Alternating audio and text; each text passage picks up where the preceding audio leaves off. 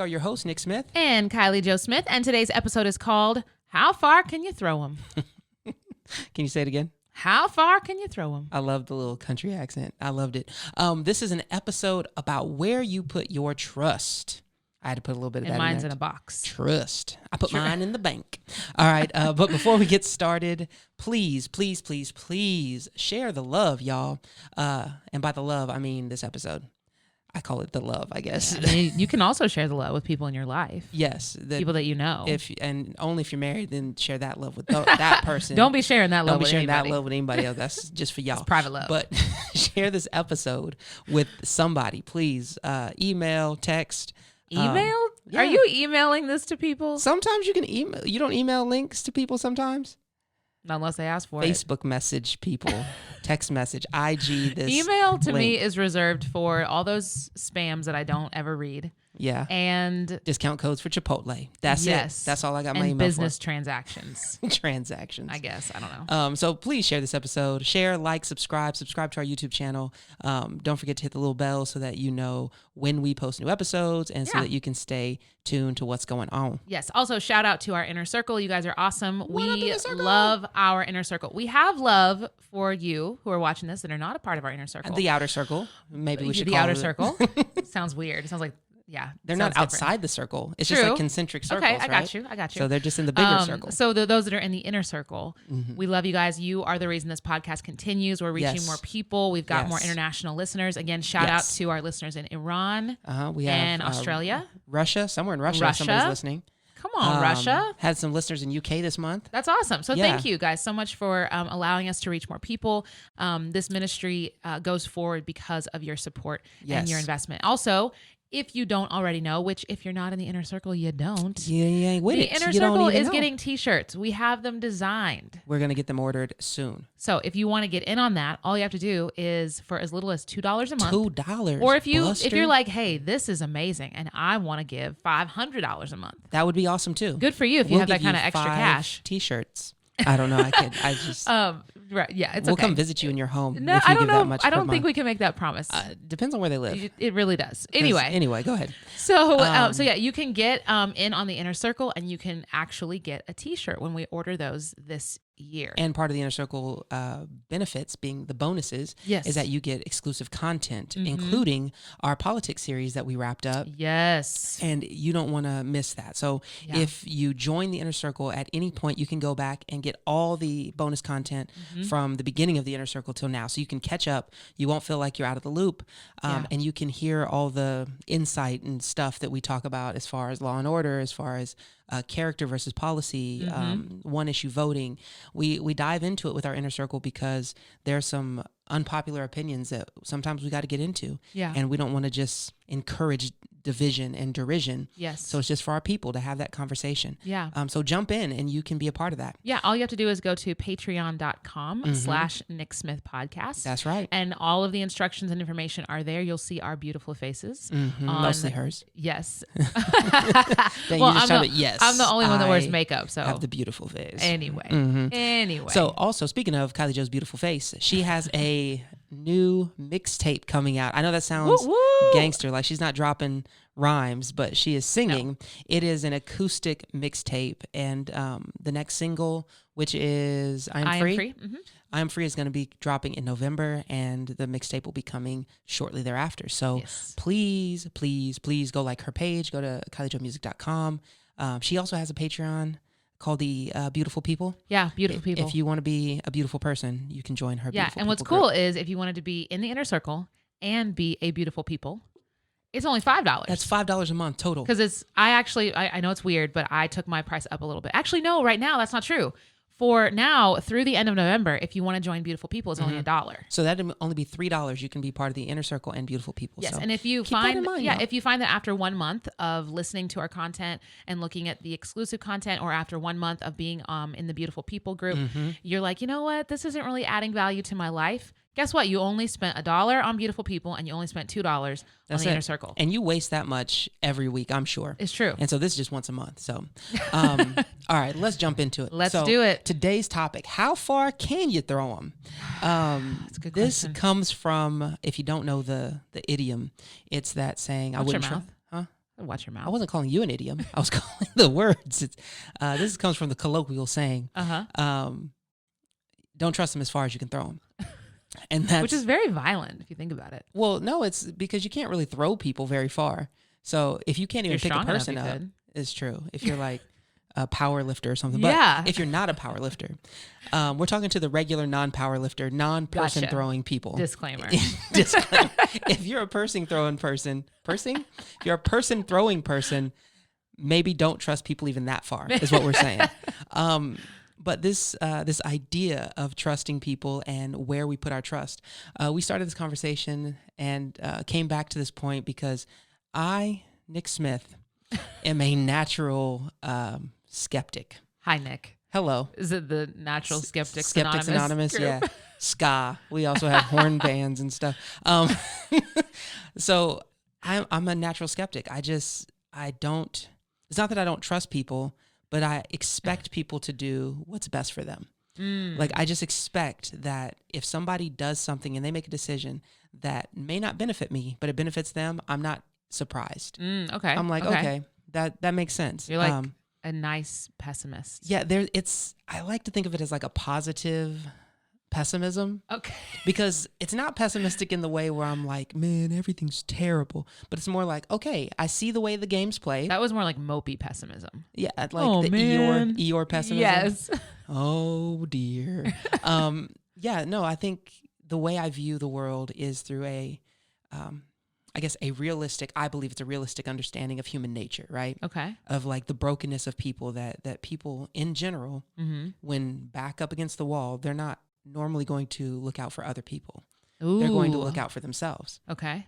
And so keeping that in mind, I get through life really pleased when people do something that's out of the ordinary for that. Like when somebody does something, goes out of their way to help, when somebody gives, when somebody shares, it just makes me feel like, oh wow, that was exceptional. That was above. So and you beyond. have like almost like I'm just gonna throw this word out there, like like people are depraved. Like people are naturally going to do the bad thing. Yeah. And so like when they don't, it's like, whoa, like you celebrate that. Yes. And so you're kind of a little bit. Kind of. No, I don't know. I think Arminianism was going to agree with me. No, I guess we could kind of say you're a little bit of both. I think Arminianism would agree with me in this.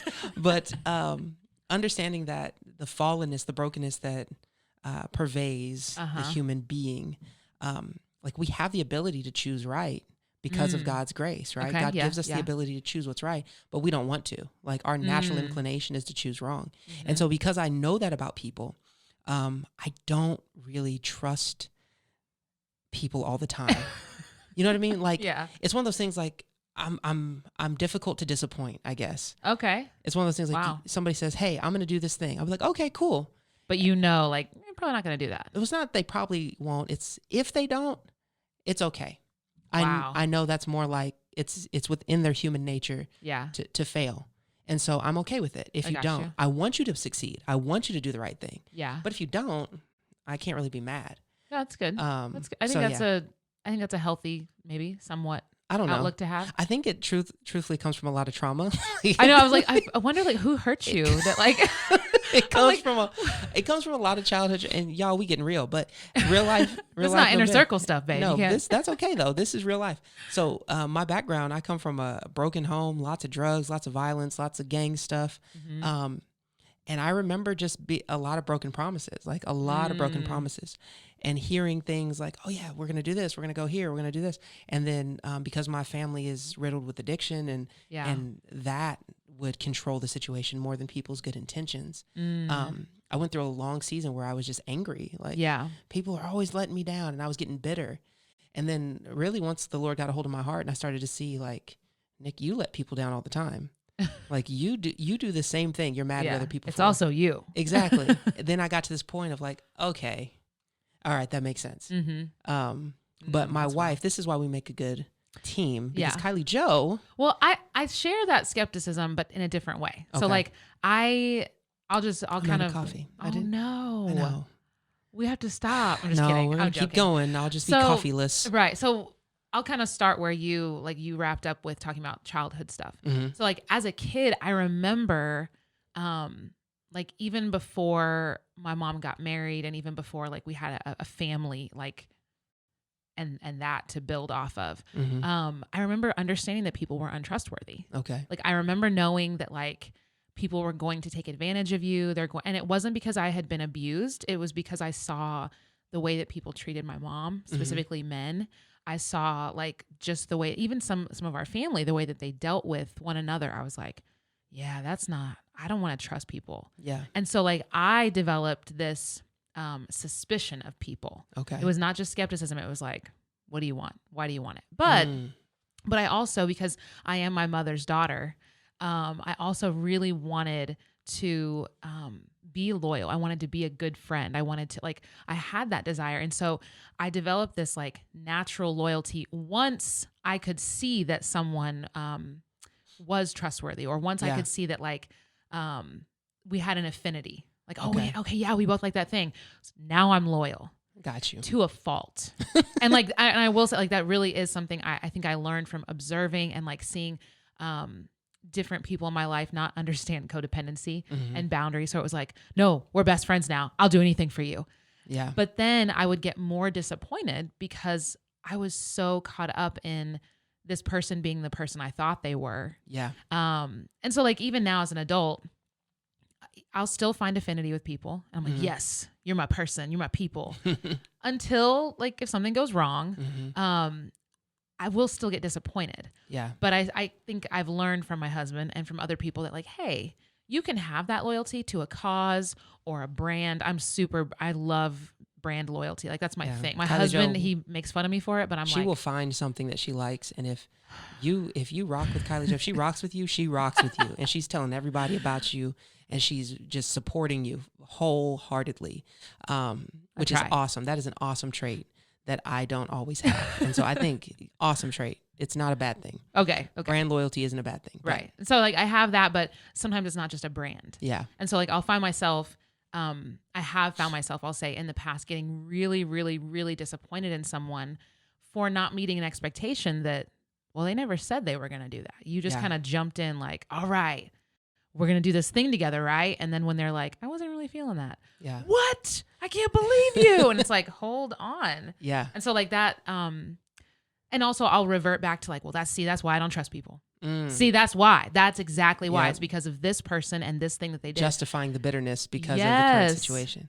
Something that just clicked is both of us have that mirror reflex, that looking at the other person and wanting them to behave the same way we behave. And you probably do that too. Like, I think all of us have you definitely do. That tendency of if right now you're saying you don't, you do. You do. But like we did an episode about that. Like, why can't you be more like me, basically? Yes. And I think that that has cultivated this idea of loyalty and trusting other people, because if you want other people to trust you, you're going to want to trust other people. Yeah. And I'm not saying it's bad. You should be trustworthy. Yes. But your identity shouldn't be caught in whether somebody trusts you or not. Yeah. You know what I mean? Because it's just natural. You're going to let people down. Yeah. And vice versa. And they're going to let you down. Yeah. And you this whole topic, honestly, what stirred this conversation was people's loyalty to their political parties right now in this season, and people's loyalty to certain politicians as people. Being like looking to people as saviors, looking to people as they'll never let me down. They've got my best interest at heart, and they know my plight, and they're working for me. It's like, no, they're not. And like some of y'all done forgot, don't trust people as far as you can throw them, because either that or y'all done got real strong. Oh, like y'all either got real, like y'all can just launch. Tossing people all over. Now we're talking to the people throwing people. You guys apparently have you a lot power more, lifters out there. You got a lot of trust. Because like with politics in general, political stuff is a lot like marketing. I mean, that's really what it is. It really is, yeah. They're just trying to get you to buy into their brand. Yeah. And once you buy into their brand, they're expecting that loyalty, and they're expecting you to back them and to even badmouth, besmirch the other people. Wow, besmirch. Yeah. What's up? I say besmirch. Wow, that's like a $5 word. We got to bring besmirch back to the hood. Like, did you just besmirch me? Like, hold on, in homie, the presence of mine people. Hold on, bro. Don't be besmirching me in front of my family and stuff. You know what I mean? You just gonna besmirch me like that? You went like totally hood. I went like proper. You did. I think we need to commonize. Yeah. Bring it down to the common people. They need besmirch. So anyway, Forgot where I was going. I got caught on besmirching. Politics. There we go. Yeah. People. Branding. Brand loyalty. Yes. And so we end up putting our faith in people and to our detriment. Yeah. Like truthfully. Yeah. To our detriment. Because there's no politician that I know of that is going to tell you the truth 100% of the time. Yeah. Well, and even like looking at stuff from a marketing standpoint, which I'm not a marketing expert, but those of you who are, you can let us know if I'm correct. Chime in. A lot of what we do and when we're marketing something is to convince the person that we're going to add value to their life. Yeah. Yeah. That's and good. so like what we're seeing and it's not any, I guess it might be more visible in this election season, but it's happened in every season. Like that's why we have like propaganda, and that's what things are doing is it's convincing you that this person will add value and consistency and merit to your life. When really the deception is that your life already has value and you're just not seeing it. Yeah. And so like there's this deception that I think is in the world and of the world that your life is worthless unless you purchase with whatever it is, whether it's your loyalty, your time, your affection, you purchase this thing. It's also the image, like especially with politics, feeding you fear. Oh, like, yeah. Not only, maybe your life is uber valuable, but it's so fragile. valuable that, it's fragile. Yeah. And unless you vote for me, then your life is gone. And the way of life that you put all your way of life. Yeah, this thing that you value so much is going to be taken from you. Yeah. But I can protect this you. thing that you've put your identity in. Yes. That's really what it is. And you know what I've noticed is during non-election years, we don't get as caught up in trusting people. Well, I mean, in trusting politicians. In the past couple of years, I will say where it wasn't an election year, I was like, wow, why are we bringing this up? It's not even an election year. Yeah, honestly, like now this is whatever, whoever you support.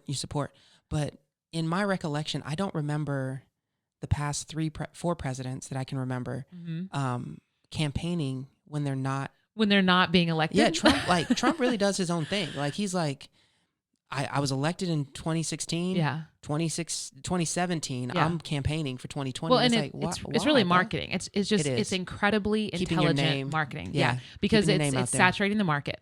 And so like when you're looking at it in that way, it's like, wow, that's incredibly intelligent and so cunning. It's cunning. It's savvy. Yeah. Very savvy. Yeah. Totally on top of it. Way to go.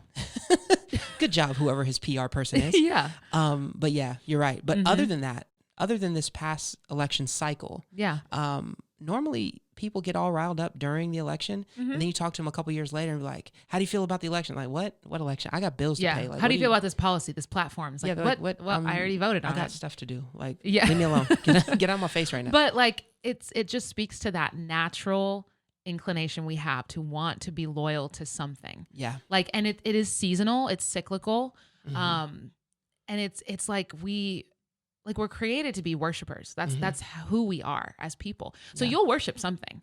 You'll be loyal to something, even if it's not God. Yeah. And so it puts us like, it makes sense that we would put people in that place when we're so fragile, when we're so like distracted and unfocused, because we find our connection. Like you said, like I see this person, I can identify with them because they identify with my struggle, or they identify with the common enemy that I have with them, or we have this affinity because we both fill in the blank. Yeah. And so then we find that commonality, and then we take that connection to the next level of not just loyalty, but like, now I worship. Now, now if you say anything against this, like we idolize. This person is it. This is the person for me. Yeah. And we can do that. Like, it's not just politics that we do that in. No, like, that's just the easiest thing. That's the fish in the barrel right now. Yeah. That's the easiest thing to shoot. It's the easy, like, politics. We're going to talk about that. Yeah. But it happens in so many relationships, and we've seen it in a place where you wouldn't expect to see it.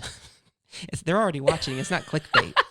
Oh, dang it. Sorry. Stick around for more information on where we've seen this. 10 places we've seen it plus 1 bonus. No, like this idea to idolize, this image of idolizing people and putting our trust in people, it functions in churches a lot. Yeah. Where pastors, where mentors, where elders, they become functional saviors, where we start putting our trust and faith in them. Yeah. Or even if you're in leadership, the people that you lean on the most, this person, they're always there. They always show up Sunday morning. Gretchen's always making the coffee. You know what I mean? Like these people. Gretchen.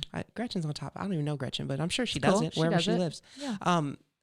So it's like we put our faith in these people, and then when they fall short, or when people in the church fall into sin, or when they fall into whatever brokenness that their heart is leading them away from God, that's pulling them away, we get personally affected. Yeah. And we get personally disappointed. And, yeah. and then you get those people that start to lose faith.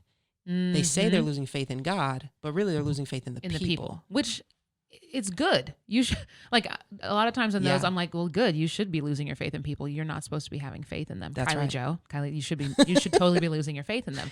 Talking to the mirror here. Right. Yeah. And like, I would say that in our, probably the last, I don't know, 8, 9, 10 years, I've experienced more disappointment from people in church than I ever did from people in the world. And that's not because people are more apt to disappoint because of their behavior. Yeah. It's just because I had set a standard for, like, we all do it. We set a standard for certain people based on where they're at in life, based on whatever camp they fall into, that you're going to behave this certain way. And when you don't, then that causes disappointment. And I know that I have done that with the church, where I'm like, well, the church is, it's a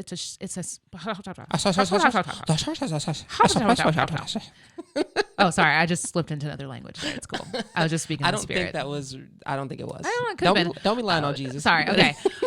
Where I've put such hope and faith and trust in people. Yeah. And God, it's like God has shown me, like, yeah, this is supposed to be a safe place. Like, that's what the church can be, but it's not always the place where you can go to find that refuge from those things of the world, from humanity. Exactly. Exactly. And what you said about the expectations people have for church members, it's not just Christians that have that expectation. No. Because you don't see any other group held to such a high standard as Christians. Right. Anytime something goes wrong and a Christian steps out of line, atheists, non-believers, people of other faiths, see, Christian, you're supposed to be the ones. Like, there's this understanding that since we are the people of God, we should have a higher moral compass. Yeah. We should have a higher level of integrity. Ethics. Yes, which we should. Yes. But it's important for us to know that just because you say you're a Christian doesn't mean you've had that transformation yet. Yeah. And just because you may be a Christian doesn't mean you're a perfect Christian. Right. And so you can be seeking after the Lord with all your heart and still fail. Yeah. I do it all the time. Yeah. Agreed. And so there are those moments where we walk into church with such high expectations, and then we're disappointed because we expect the people in the church to behave and act a way that we don't expect from the people in the world. Yeah. It's like the people at the world you ever have those teachers where it's like, all right, today you start off at an F and you've got to work your way up to an A. Yeah, yeah. And then you have the other people. Today you start off at an A and you have to earn your F. We walk into the church and everyone has an A. One person messes up, now everybody has failed. an F. Yep. And as opposed to the world where we walk out, we're like, okay, we're starting with 0 on everybody. Yeah. And then you start to let people build up, like, okay, you're cool, you're not. Yeah. But we don't judge the world based on this one person who was a jerk. It's like a weird curve that we invent for people for in the church. Only in the church. Yeah. And so we have to remember that these stereotypes aren't accurate all the time. Even the good ones. Like even saying, like, well, Christians, like, I know there's one that I've heard so many people say, and I really have, I don't know, it's like a pet peeve of mine when businesses will put out there that they're a Christian business. Really? Like, were they baptized? Exactly. I'm like, the business has no soul. Just saying. You're trying to get my money. You're not trying to, what are you talking about? And they'll put like a little fish on it or something. And I get it. You want people to know that as a business owner, you hold to a certain standard, but there's a part of that that's like, you're really setting yourself up. And there's a stereotype that, oh, well, it's a Christian business, so they're not going to let me down. They're not going to bamboozle me out of my money, especially car dealerships. It really irritates me, y'all. If you're a Christian car dealership, change it. Just change it. I need you to reel it in. Anyway. You got all right. But like, it's a positive stereotype that like, oh, they're going to treat me well. But then if they don't, if there's an off day or goodness, like forbid, there's something that happens with money. Then all of a sudden it's like, oh, wow, they've disappointed me even more because I had this positive stereotype that actually negatively impacted the relationship. And then we start putting that on God. See, Jesus, look at your, that's why I mess with your people. That's why I don't go to church. That's why I don't go to church, because this one person did this one thing. But really, the truth needs to be owned. Like, no, the reason you're disappointed is not because God failed at establishing his church. His church is not the failure. Right. The reason that you're disappointed is because you put faith in the people to be God. Amen. Like, the people are not God. They are the people of God, but they are people. Like they're going to fail at times, and they're not going to live their life perfectly. They're going to do the best they can. And a lot of times it's your own hardness of heart that receives this. Hey, pastor, can you pay this bill for me? And we'll be like, hey, actually, there's not any money in the account that we use for that specifically, for bill payment. And they'll be like, well, I see these tithes every week. Why can't you just take the money and give me that money? Yeah. It's like, okay, so you have a weird expectation. You don't actually know how this works. Yeah. And so I'm not wronging you right now, but you just have a weird expectation that isn't being met. And so we have to own that. Like, our hope is being put in people solving our problems or people being there to listen or people being available, when instead God is calling us to not lean on people. Yeah, that's good. The church is there to help, yes, but ultimately people are going to fail you. Yeah. And of course there are situations, I'm thinking of like trauma in the church, and there's things that happen, and it happens anywhere, but we understand that when it happens in the church, there's a different level of damage. Definitely. There's a different level of violation that happens, whether it is physical or sexual misconduct, financial misconduct, like those things. Yeah, those are traumatic. And those are things where we do have to we have to be walked through that with counsel and with therapy in order to heal from those things. Amen. Yeah. And there will be a time where I think it's natural for us to want to distance from the church because we associate things with that relationship. So know that if that's where you're at, and if you are walking in a healing process through that, that's something separate. That's something different. We're not speaking of like, well, just get over it. You shouldn't have been trusting them anyway. No. When a pastor or someone in leadership that you trust violates you in some way, truly violates you, not just doesn't pay attention to you the way you want them to, then you do have to walk through that. And there is a level of understanding and grace that comes with that. And there should be higher accountability in that person. Absolutely. People should 100%. Be held accountable for their misdeeds. Yes, 100%. So we're not trying to give pastors or people in church a pass. No. Oh, more plosives. You hear that? What? Pastors or people a pass. Anyway, he's going to bust out in a spoken word here in a minute. Yep. So, and getting mad at people, I think I think it's natural. Or getting mad at God, Getting mad at God is a natural thing because, like, we're children, and if my parents didn't give me what I wanted. Or like when I was a teenager, if I didn't get something I wanted, it was easy to be like, whatever, mom and dad, get out of my room. Like to be mad at them, even though they didn't do it. And so know that like that anger we can feel towards God, even though it's misplaced, he's got big shoulders. He can handle it. Yes. And with grace, he will correct. But I love looking at, so like the way Jesus responded to people. And one of the things that's weird. As a Christian, you look at the way Jesus lived his life. Weird, but I kind of feel like he's like the bedrock of everything. It's revolutionary. It's really. Like, whoa, mind blown. It's like total. Anyway, so when Jesus was dealing with a situation, you probably know about it, where he was like betrayed and turned over, and like he had all these people crucify him. Heard this before, yeah. In 1 Peter, it says that he entrusted himself to the one who judges justly. And in, I think it's John too, it's like he didn't entrust himself to the people that were before him. So like this gives me the understanding that Jesus, God in the flesh, knew he couldn't trust people. Yeah. Even people he walked with for 3 years and personally discipled, personally poured into, personally. Good. He laid hands on them. He fed them. He washed their feet. Yet he was like, look, I can't trust y'all as far as I can throw you. Yes. And he also didn't trust in the system. Because like when you look at the stuff with Pilate, and even when he's talking to him, Jesus is like, so you say. Yeah, hey, do your thing. He's like, man, you're gonna have to take responsibility for your job, politician. Do what you got to do. Yeah. He wasn't trying to be like, well, Pilate, let me convince you. He didn't trust the system. Yeah. He didn't even trust his disciples. He told Peter ahead of time, upon this rock, Peter, that one, who do people say that I am? That guy. He told him, look, you're going to betray me. Not just once, not twice, 3 times. You're going to do it. And when Peter told him, like, no, not me, God. Like, far be it from me, Jesus. Right. He turned around to him and he was like, get behind me, Satan. Yeah. In other words, like, look, I'm telling you, I know you're not trustworthy. I'm telling you that I know you're going to betray me. And you are making yourself an enemy in this moment. But even in that, right? Jesus didn't change how he loved them. Right. Right? So that's hard. He didn't trust in a sense of like putting his faith in these people. His faith was always in God the Father, right? He always talked about doing the Father's will. But it didn't stop him. That actually empowered him to love people. Yeah. Because when you're loving people without expectation, right? Because that's what it turns into is when you're like, well, I'm going to change how I treat you because I can't trust you. So now I can't love you. And what Jesus demonstrates is like, I still love you. I can love you because I don't have to trust you. Yeah. I have the freedom to love you in spite of your wickedness, in spite of your shame, in spite of your dirt. I can love you. Yeah. Because I don't have to trust you. And it came from that place of, again, being aligned with the Father. That's right. When he talks so much about being one with God. I and the Father are one. The Father and I are one. He talks so much about that. And he talked about abiding in him. Yes. As we should abide in him. So like this understanding of connectedness to God, like truly being one with the Lord through Jesus, through trusting in what Jesus did on the cross and out of the tomb. Like when we trust in that, that's where we have the power.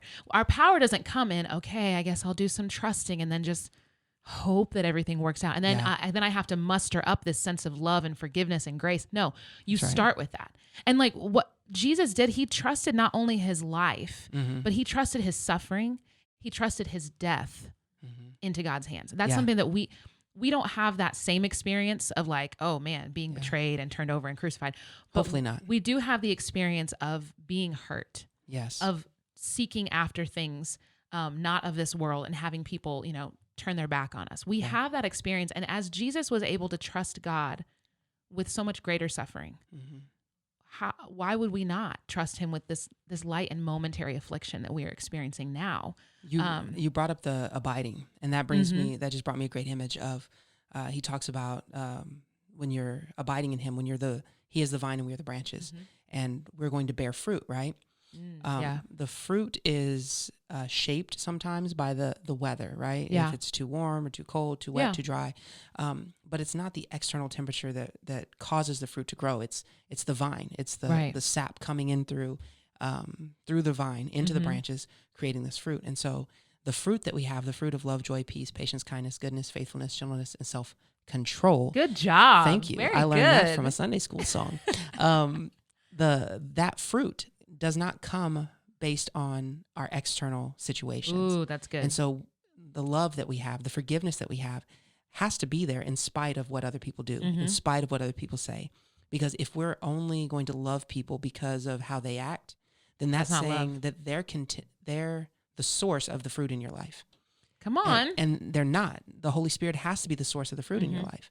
And if you're waiting on someone to like you, love you, show you respect before you do what's right, then you're looking to them to be the Holy Spirit in your life. You're saying, I'm only going to act like Jesus. Yeah. Act like Jesus in the right circumstances when Jesus acted like Jesus in the worst circumstances. Right. Sorry, you said that. And I was just like, oh, that's good. Imagery. Pastor moment. Pastor. That's good. Come on now. Well, we're kind of leaning into it. Let's get into some practicality. Yeah. I want to start with this idea of keeping your own humanness, your own brokenness, your own faults, right?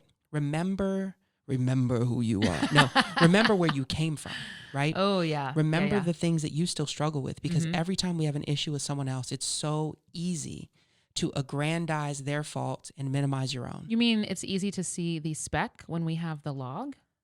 Yeah, that's what it is. Who said that? I think it's in the Bible. Oh, okay. I think it's in there. But it's easy to minimize our struggle and maximize their struggle. And their faults. Because it just helps us to maintain our bitterness. Yeah. Excuse me. And so if you are able to keep your humanness in view, know that you have a tendency, you have the track record, you have the ability to do damage in other people's lives. You have the ability to let other people down. And you want grace from other people because you don't want people looking to you as savior. Come on. You don't want people looking to you as ultimate, your word as law. So you need to have that same understanding with other people. Yeah. And that goes into what Jesus had said about doing unto others. Well, that's the King James. That's fine. Do unto others as thou wouldst have them do unto thee. But really, like, we often think of that like, oh, well, I'm going to treat you the way that I would want to be treated if I was acting like you.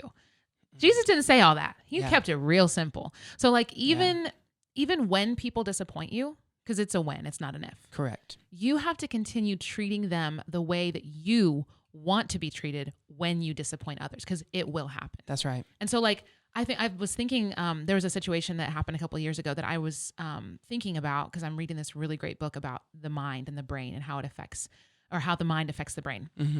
And I was looking at like the healing process of going back to a traumatic event and being able to pick it apart kind of like reliving it in a sense, but seeing the grace in it. Mm-hmm. And I had to walk away from the situation knowing like I did disappoint this person. Yeah. I made them angry, and their view of the situation is markedly different from my view of the situation. Right. Where I know I'm the bad guy in that situation. In their story. Yeah. But I have to still treat them the way that I want them to treat me, no matter, and they don't treat me the way that I want to be treated, but I still have to engage with this person as like, hey, I want you to treat me this way. I want you to be kind and gracious and forgiving. I don't want to be kind and gracious and forgiving to you, but I'm going to treat you this way. Like out of the love that I know God has shown me. Yeah, it's good. I have to be able. And so like, that's how we do the golden rule. It is in these situations where we've been disappointed and hurt and someone has let us down. And ultimately, Christian or person, they only let you down because you gave them that power. Yeah. Like that's what happens is we buy into, whether it's an authority figure or just someone we like or our spouse or our child, you gave them that power. That's why the disappointment happened. Partly is because I trusted in you. It's not just what they did. And so in those situations, that's where our grace becomes measured and becomes so necessary. That's good. Sorry, I had something. I jumped around. No, you're good. You're good. What you said about doing unto others even when they don't, for me personally, I struggle with contractual obligations, being like, I did this for you. Why haven't you done this for me? Yep. Why won't you do this for me? Right. When Jesus tells us to love without expectation, we're supposed to love because he loved, not love because we expect. And so that just hit me, and I was just like, that's so good. The other thing I thought is gone, so it doesn't matter. Okay, sorry. It's okay. Sorry. You're fine. It didn't need to be said, apparently. The other thing that I have is a verse from Psalm 20, verse 7. And this says, some trust in chariots and some in horses, but we trust in the name of the Lord our God. Come on. So the psalmist is talking about chariots and horses being the materials of this world, the things, the finances, the protection, our own strength, right? Some trust in wealth, some trust in their social connections, some trust in their ability to schmooze, some trust in whatever, their stockpile of ammunition. But what he's saying is we trust in the name of the Lord because we know only the Lord our God. And this is the covenantal name, that's what I was gonna say, Yahweh. Like only our covenantal Father can truly protect us. Yeah. Whether we have money, health, strength, stockpile of ammunition, none of it ultimately matters because God is ultimately in control. That's right. And so keep that in mind, that you can't put all your faith in the things of this world because no matter what happens, God is ultimately in control, right? Yeah. So. And one of the ways you know you're putting your faith in something is when that thing falls through, does it crumble your entire world? That's good. Because we say that, like, put your faith in, put your trust in. What does that mean? Well, if I'm putting my trust in what's in the bank account, when the bank account gets low, if I start to stress out and freak out, I've been putting my faith in that. So that's why I'm freaking out. But when I put my trust in the Lord, in other words, it doesn't matter what the situations around my life or in my life are doing or how they're depleted. I know that God is my deliverer. I know that he's my portion. I will wait on him. I will wait for his deliverance in the midst of this. That's how we put our faith in something. That's good. I want to read from Micah 7. Okay. It says, put no trust in a neighbor. Have no confidence in a friend. Guard the doors of your mouth from her who lies in your arms. Dang. For the son treats the father with contempt. The daughter rises up against her mother. The daughter-in-law against her mother-in-law. A man's enemies are the men of his own house. It doesn't mention father-in-law or son-in-law. I just want to point that out there. But that scripture kind of gives this image, and it's from the Old Testament. It's a prophet. So it's like, oh my gosh, like that's kind of like be suspicious of everyone. Don't trust nobody. Don't be suspicious. Don't be suspicious. Or like have this bitterness in your heart. And really the practical thing in that is don't become bitter.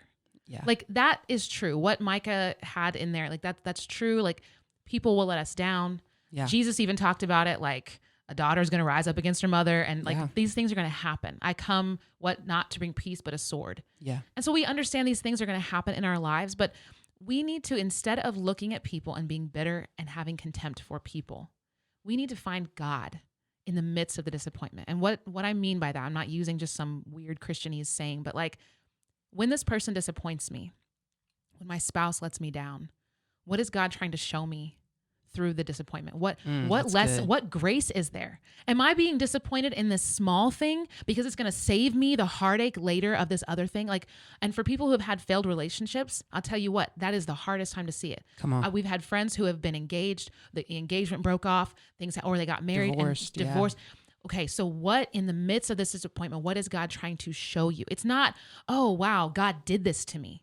Okay, that's hard. And there's some counseling you might need to work through to sift through that. Yeah. But at the very basic level, what is God trying to show you about himself through this? What is he rescuing you from? Where's the grace in the midst of your disappointment? Last thing that I just thought of. I heard a sermon from Matt Chandler recently, and he talks about knowing where you stand.